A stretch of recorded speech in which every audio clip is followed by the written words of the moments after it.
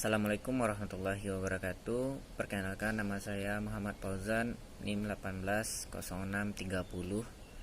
Saya berasal dari jurusan Pendidikan Teknik Elektro Universitas Negeri Padang.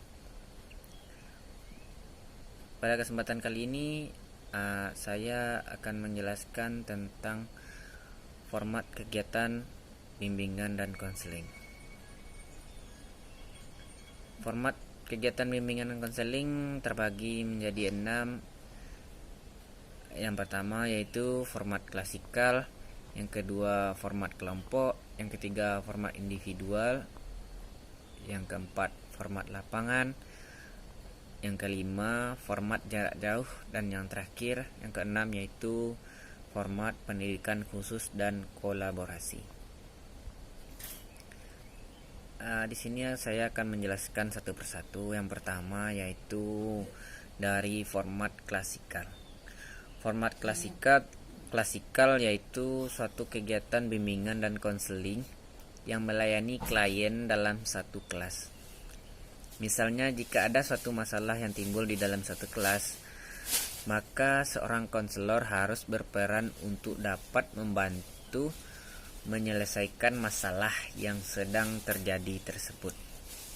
Namun, cara menyelesaikannya yaitu dengan cara dikumpulkan semua klien yang ada di dalam kelas tersebut, karena masalah yang dihadapi itu akan didiskusikan secara bersama-sama dengan dibimbing oleh seorang konselor tersebut.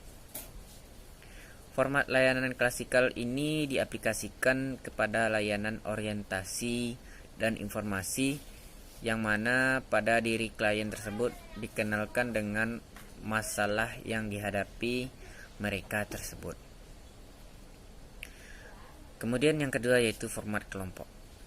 Format kelompok yaitu suatu format kegiatan bimbingan dan konseling yang melayani sejumlah klien dalam bentuk kelompok melalui dinamika kelompok tersebut. Misalnya, seorang konselor mengarahkan atau membimbing klien dalam sejumlah kelompok yang ketika ada permasalahan di waktu itu, maka diselesaikan melalui secara berkelompok yang dibantu oleh seorang konselor yang sudah profesional. Yang ketiga yaitu format individual. Format individual yaitu suatu format kegiatan bimbingan dan konseling yang melayani klien secara perorangan. Dalam format individual ini, seorang konselor hanya menuntaskan pelayanan masalah yang dihadapi oleh seorang konselor tersebut.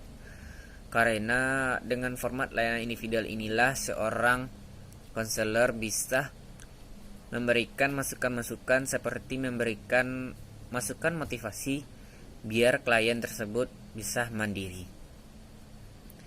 Format layanan individual ini akan diaplikasikan ke dalam layanan perorangan, yang mana seorang konselor dan klien itu untuk menyelesaikan masalahnya, klien harus dengan cara bertatap muka dengan klien yang lainnya.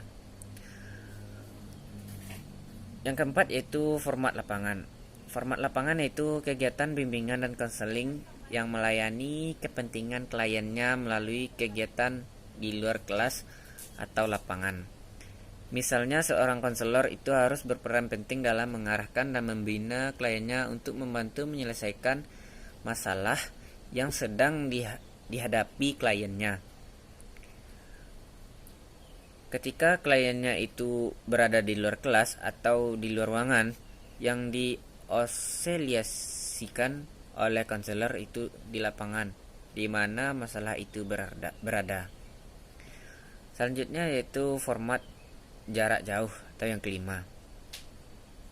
Format jarak jauh yaitu format kegiatan BK yang melayani kepentingan siswa melalui media atau saluran jarak jauh seperti surat dan sarana elektronik, handphone, dan media internet lainnya. Kemudian yang terakhir yaitu format pendekatan khusus atau kolaborasi. Format pendekatan khusus ini yaitu format kegiatan bimbingan dan konseling yang melayani kepentingan klien melalui pendekatan pada pihak-pihak yang dapat memberikan kemudahan dalam penuntasan masalah. Misalnya, pelayanan seorang konselor dalam membantu penyelesaian masalah yang dihadapi oleh seorang klien dapat dengan mudah diselesaikan oleh konselor tersebut. Sekian dari penjelasan saya. Assalamualaikum warahmatullahi wabarakatuh.